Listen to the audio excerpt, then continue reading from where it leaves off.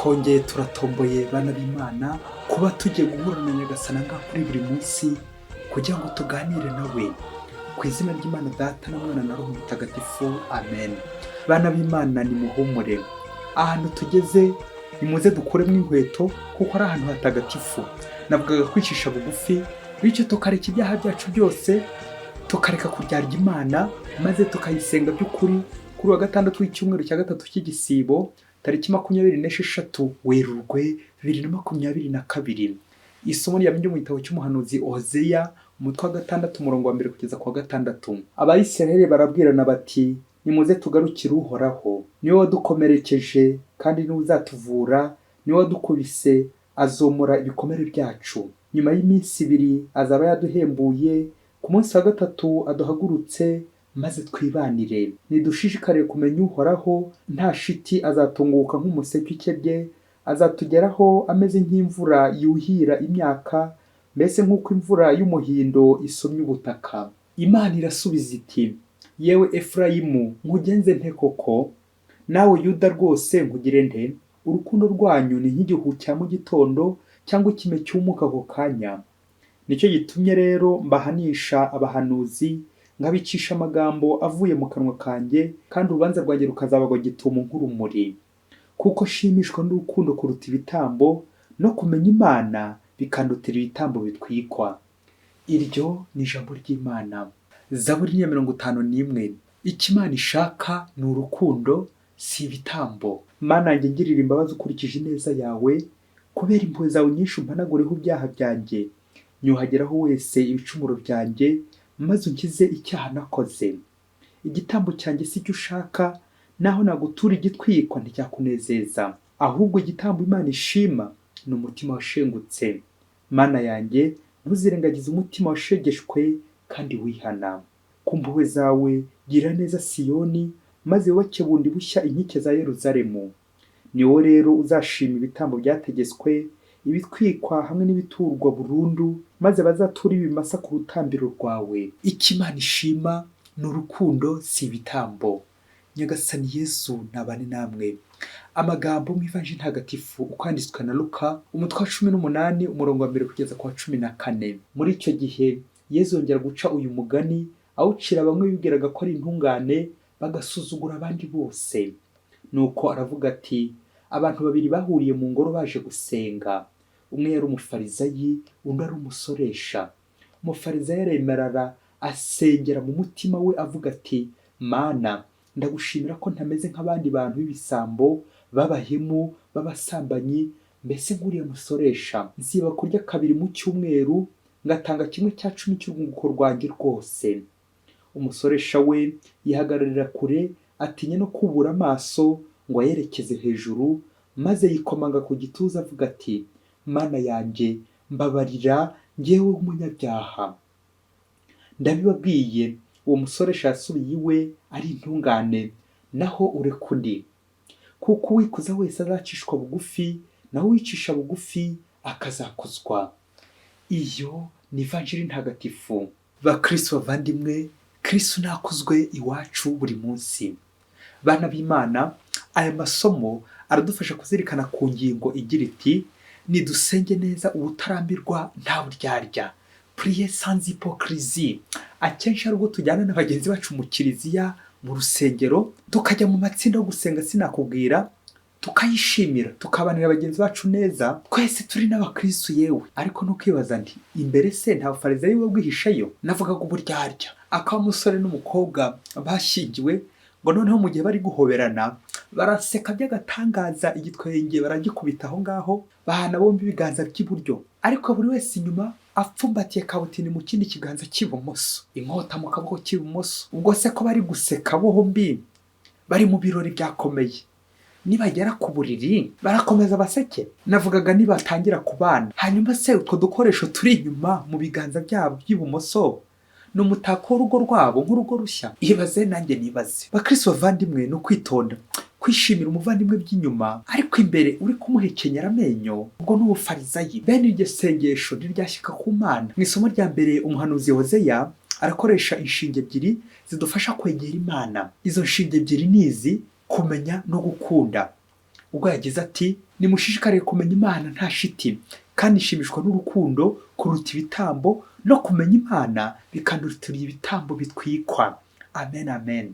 Imana icyo ishima ni urukundo, si ibitambo. N'umubyaza buriya biririmbye. Bakristo bavandimwe, turi abantu tubwizanye ukuri.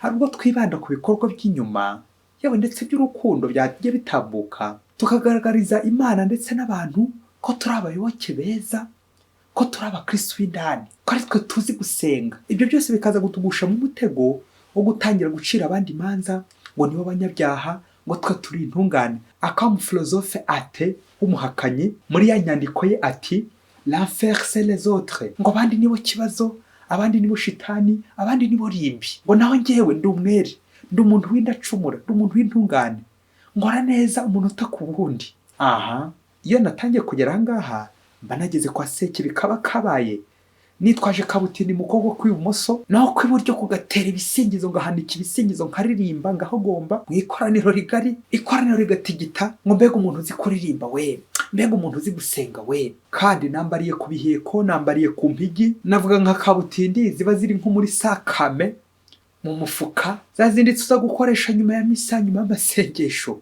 Kabutindi babyeyi, iki gishuko cyo kwikuza tukishyira heza tukaba twakwibagirwa n'abandi, nicyo umufarizayi aguyemo ubwo yarahuriye mu ngoro n'umusoresha, bombi baje gusenga. Niko batubwiye.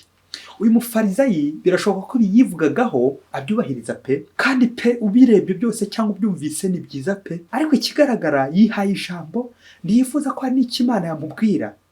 Kandi tuzi ko kuganira nyine tuba turi gusangira ijambo, tukaganira n'Imana nk'uko umubyeyi aganira n'umwana we. Uyu niyo mutego aguyemo, kwiharira ijambo, tukagwa mu mutego mu buyoboke bwacu, tukaba twabwira Imana ibyamva he na njya he, tukayibwira ibyacu byose, ariko tukaburira umwanya ngo idukebure, ngo nayo itubwire ijambo rifite agaciro, ituganirize. Icyo nicyo bita umwitozo wo gushengerera, aho ugera imbere y'isakramento ritagatifu ugatuza, ukareka Yezu nawe akakubwira. Le silence.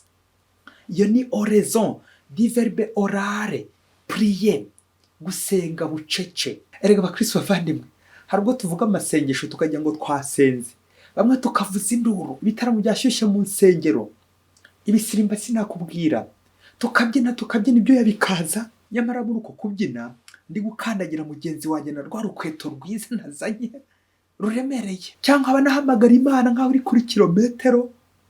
Ubwo n'ubuhakanyi, kuvuza induru mu isengesho. Kandi icyo tuzi cyo ni uko nyine Imana itaba mu rusaku, Imana iba ahantu hatuje. Gusakuza rero ni urukundo ruke, ni ukunda aho Imana ibyaturutse mu bwibone bwacu, mu nduru, mu rusaku. Kandi baravuga ngo le bruit ne fait pas du bien comme le bien ne fait pas du bruit.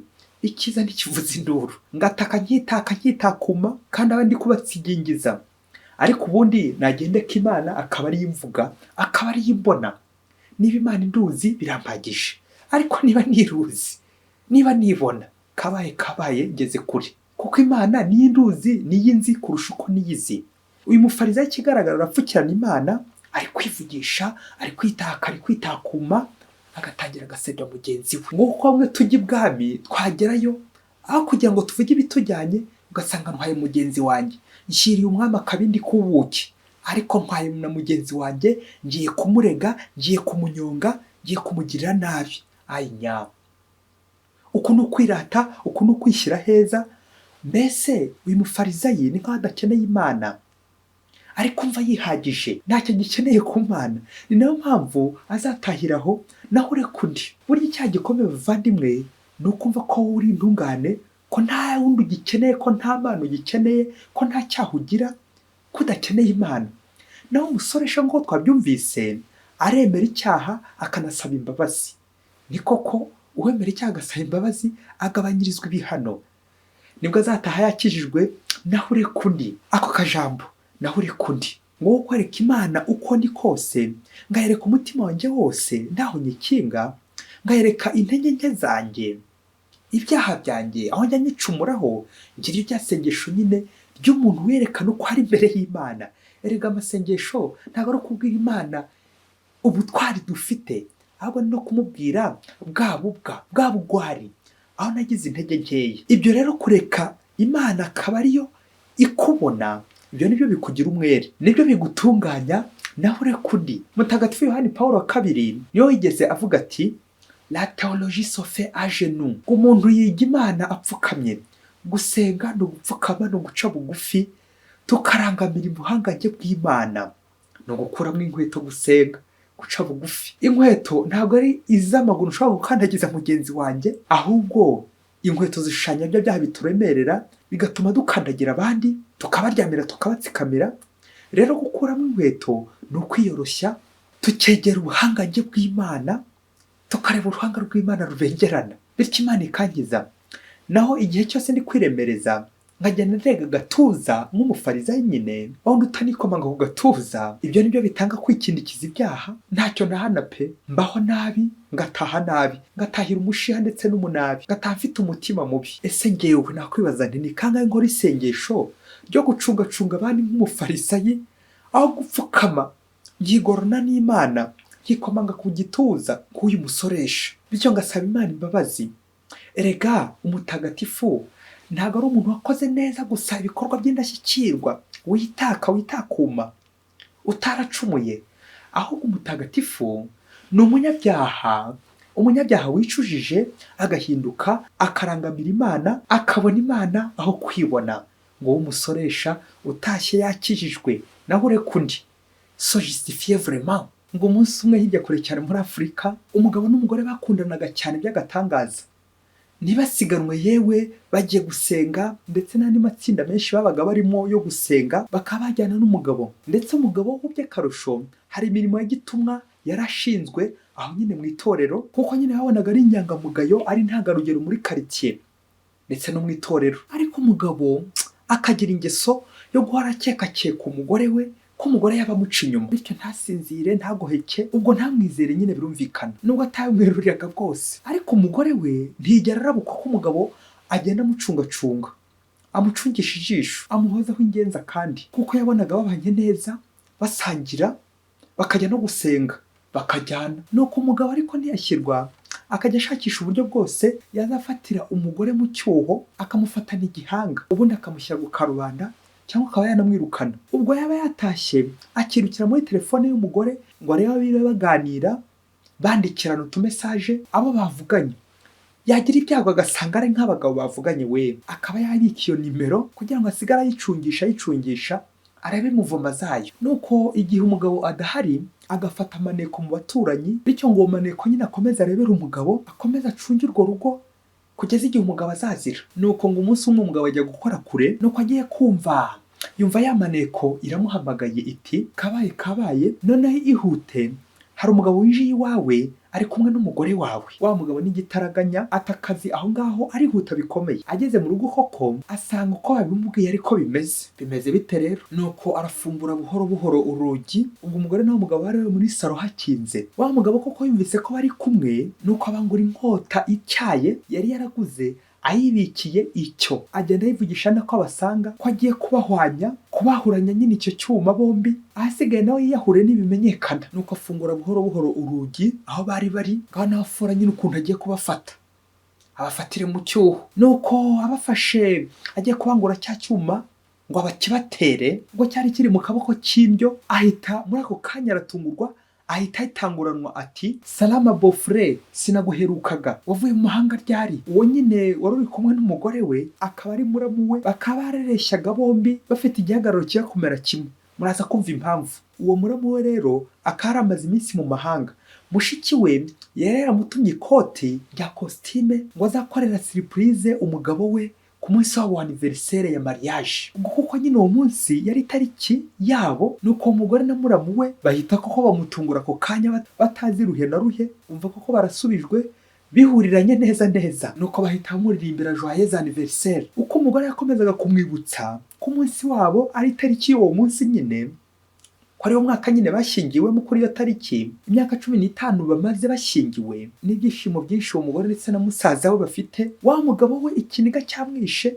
n'ikimwaro sinakubwira, cya cyuma cyumiye mu mugongo mu kaboko k'iburyo yaje ahishira. Ariko hakwibaza ukuntu agiye kubabwiza ukuri kw'ibyo yari arimo yatekerezaga, yari yarapanze. N'abandi bo baketse nk'aho ari surprise n'ubundi igikomeza, nawe abazaniye nk'umunsi wabo nyine anya, kandi basanga umugabo atabaga akibuka ko iyi tariki ya aniveriseri yabo, kandi byababa uko bagakomeje bamuha rya koti ngo aryigere, anako akomeza kuboroga, bo bakagira ngo ni emosiyo, ikiniga koko nyine zo kwibuka uwo munsi nyine bashyingiriweho. Nuko bakomeza muri ibyo byishimo bya aniveriseri bashyingiriweho. Bana b'Imana, ni mube maso dusenge nta buryarya, ngo kuko bamwe bari mu byishimo by'uko Yezu yabagiriye neza, naho abandi bari mu gahinda, bari gucura imiborogo, umujinya uri kubasya kubera kabutindi bitwaje mu kaboko k'indyo. Navugaga ubwiyemezi, kwirata, kwibona, ukaza gusenga witwaje umuvandimwe wawe mu isengesho,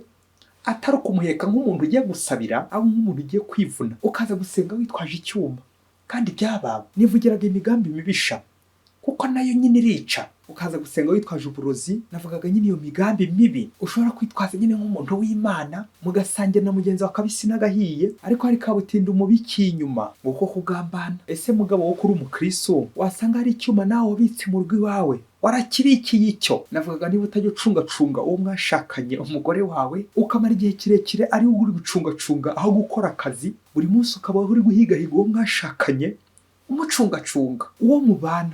Abandi bakagira ngo muri gusenga mwatwawe, kandi mwitwaje kabutindi. Ngo abakristo bamwe bashobora kumara igihe kirekire bari gucungacunga bagenzi babo ngo baje mu isengesho, aho kugira ngo nsenge ndure Yezu akabaro n'agahinda n'ibyaha byanjye, kandi koko mba mfite byinshi, nkaza nje gucungacunga amakosa y'abandi, gucira abandi imanza, kunegura abandi, ngitwaza urukiko mu kiliziya, umucamanza nk'umufarisayi nyine. Aha ngahera mu bitekerezo ati aha reka ndebe niba aza guhazwa n'ubugome asanzwe agira, n'ibyaha yaraye yivurugutamo, n'ikabare yarayemo, n'inzu y'indaya yarayemo, ubusambanyi sinakubwira, umusinzi gusa, imbwa gusa. Ugasanga twaje mu kiliziya, mu rusengero, dufite nk'icyaha kimwe, ariko twajya gutaha tukaza gutahana igihumbi byinshi cyane, umubare utabarika. Ngataha nyine nk'umufarisayi. Kubera iki?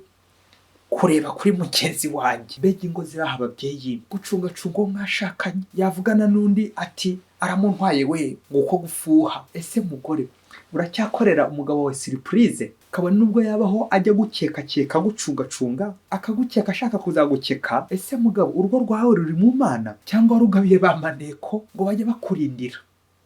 Maneko shitani. Ibaze nanjye nibaze. Yezu umwana w'Imana, aho navuze abandi nabi, aho naharabitse abandi harahagije, aho naneguye abandi nk'abacira imanza harahagije Yezu, aho napanze imigambi mibisha kandi nari mvuye gusenga Yezu, aho harahagije Yezu, aho nacuriye abavandimwe imigambi mibisha kandi ngo turi inshuti, aho nitwaje intwaro inyuma nkamera nk'intama, naho imbere nkaba nk'ikirura. Yezu umwana w'Imana, umbabare ku bufarisayi bwanjye, umpanagureho ububi bwanjye buri munsi, Yezu nyirimpuhwe. Amen. Mwese Imana ibahe umugisha, Imana Data na Mwana na Roho Mutagatifu. Amen. Padiri Masumbuko Ladislas wa Diyosezi ya Cyangugu.